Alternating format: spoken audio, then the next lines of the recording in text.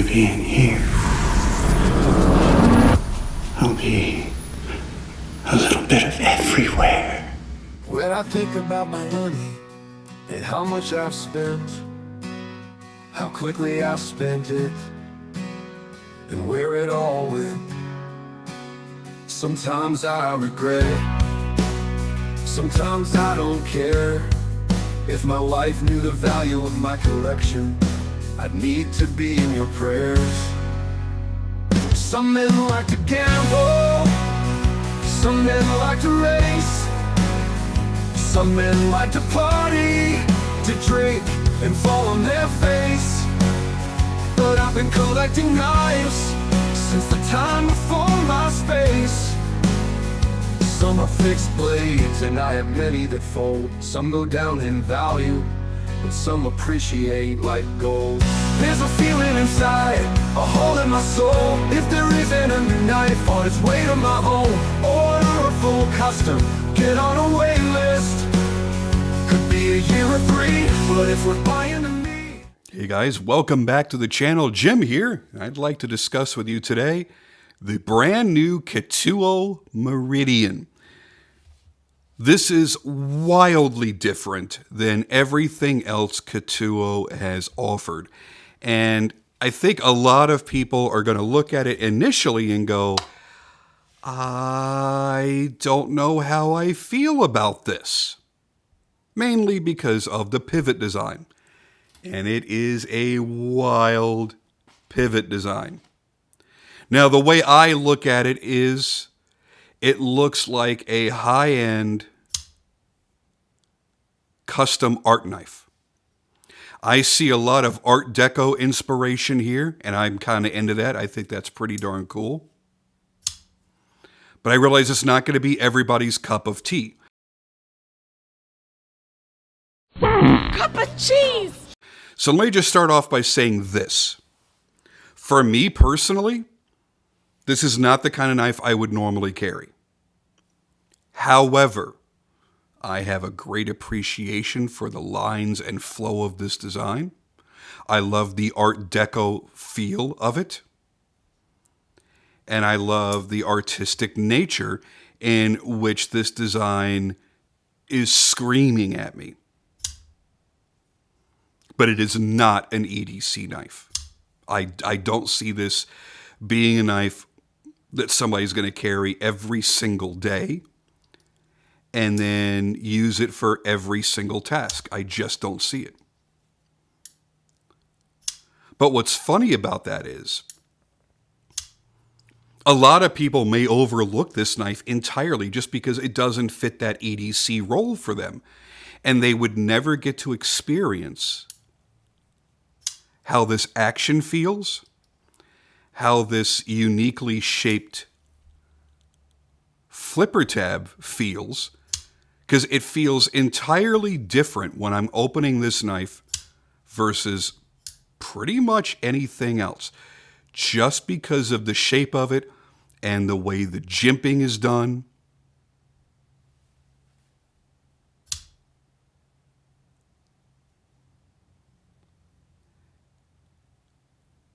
I think that this is the kind of knife that more people should try out. Not everything has to be a Sebenza. Not everything has to be an EDC knife that will perform for every possible cutting task. Sometimes you buy a knife just because it touches you in some way. And for me, this one hits in the way that a nice, artful piece would. Now, I can't run out and spend $100,000 on a true high-grade art knife. It's never going to happen. I've barely spent that much on a car. So to spend that much on a knife, it's probably never going to happen. But we see people do it every year.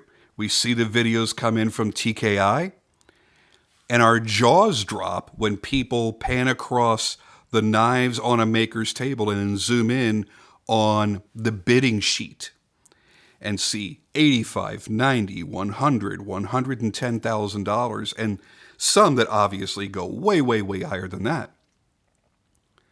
And while there are people that will never understand why somebody would spend that much on a knife, there are those of us that go, yeah, man, if I hit the lottery, sure, I absolutely would. For the right one, by the right maker.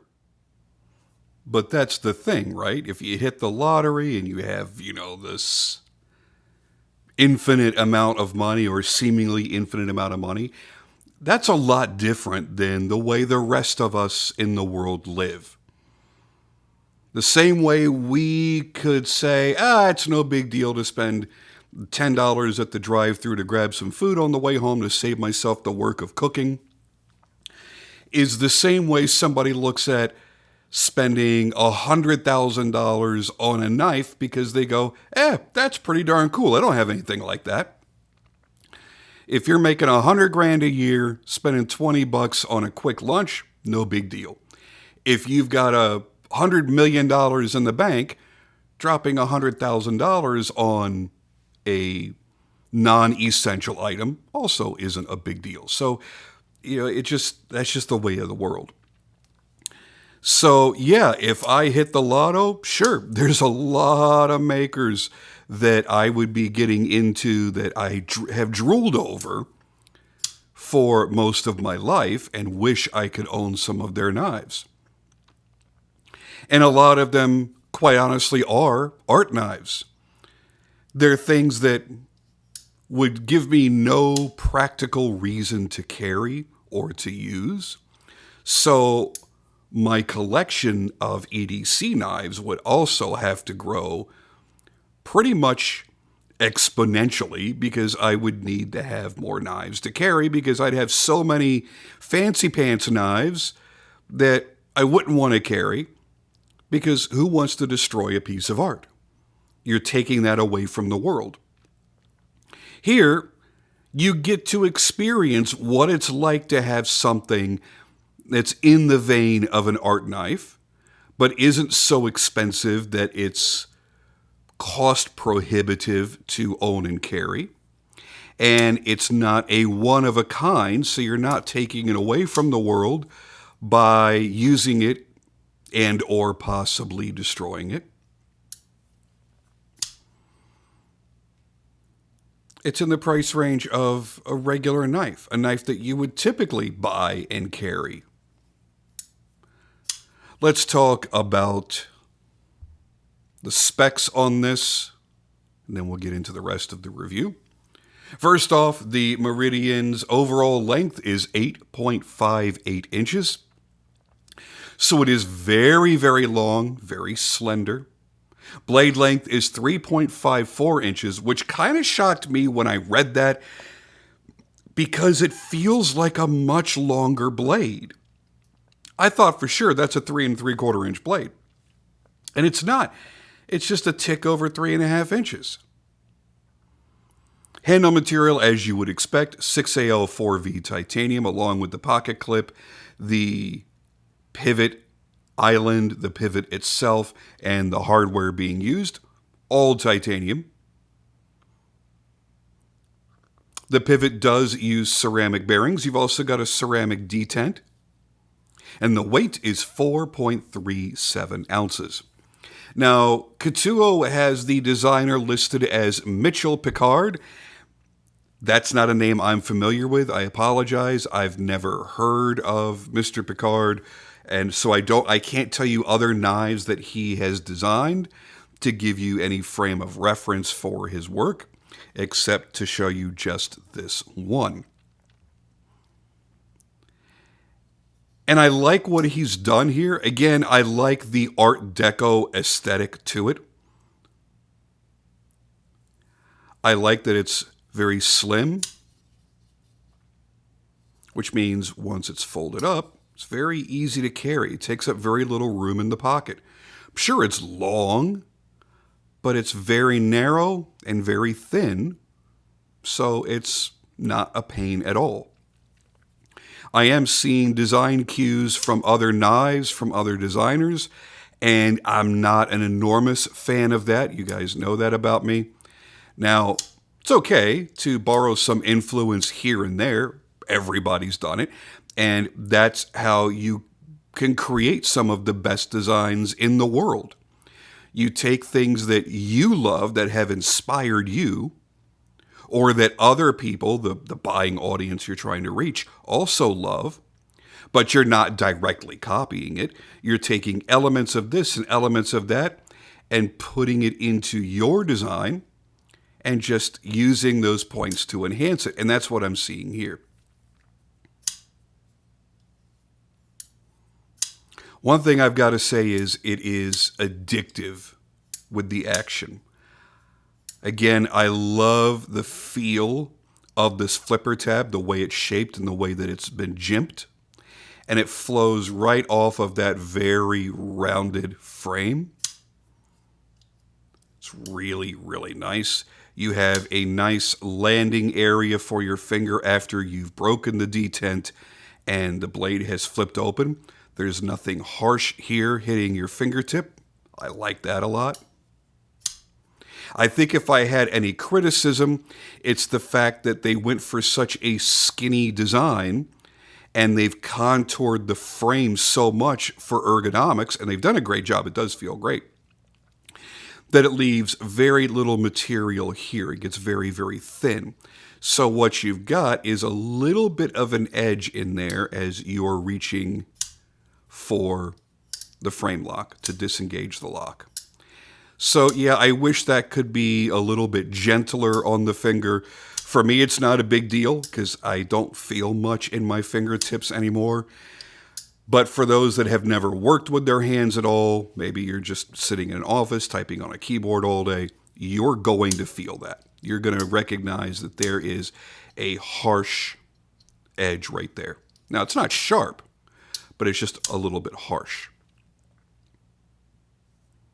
A lot of people are not going to like the oversized pivot collar or pivot island, whatever you want to call it.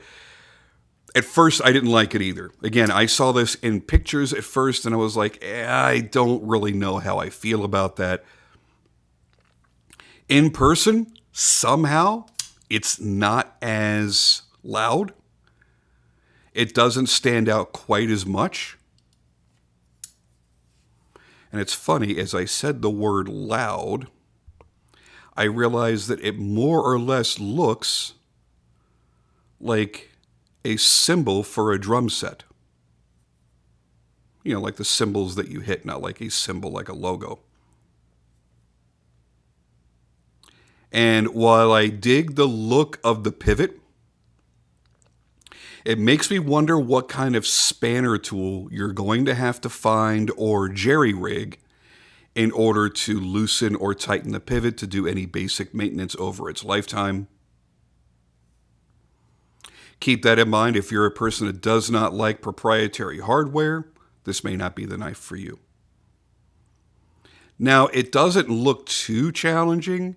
As I look at it, a standard small spanner tool that has like two little prongs, or you could file a notch into a flathead screwdriver, that would probably work to fit into that slot and then that slot. Probably work okay. Another thing that I really like about this is you've got a hidden lanyard opening back here. It's kind of tucked away. You don't really notice it. It's part of the design, but you can use a lanyard if you want to. And if you're not a lanyard person, you don't have a big hole or notch or cutout in the presentation of the knife. So it's not going to detract away from the looks.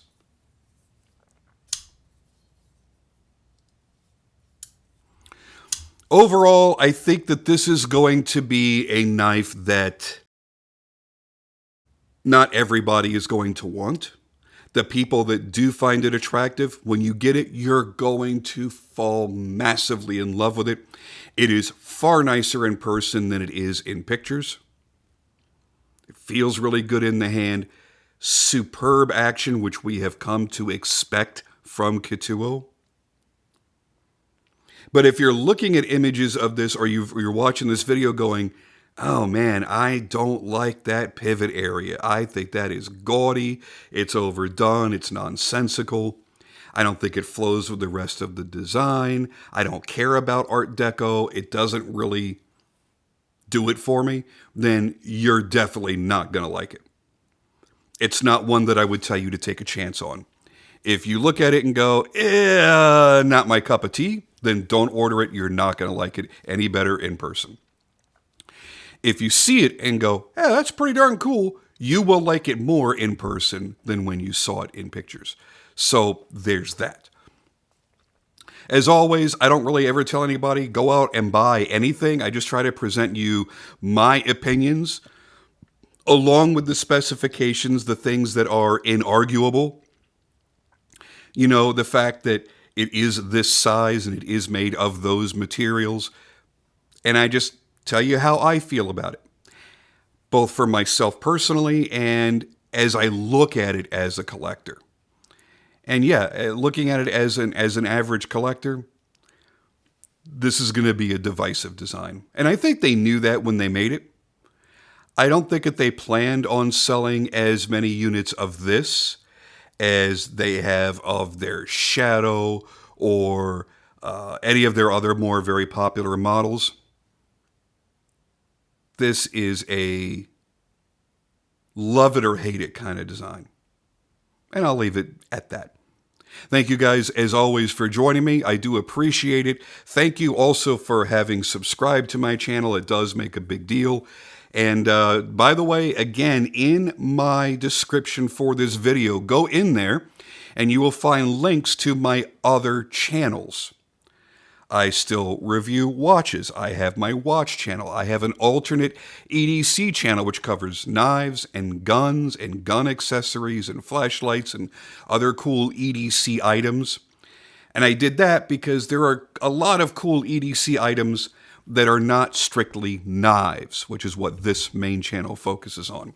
And I like to talk about them. I like to collect them. I like to carry them. And I want to share that love with everybody like I do with my knives. So please do consider checking out those other channels and see if they appeal to you. And I'll see you on the next video.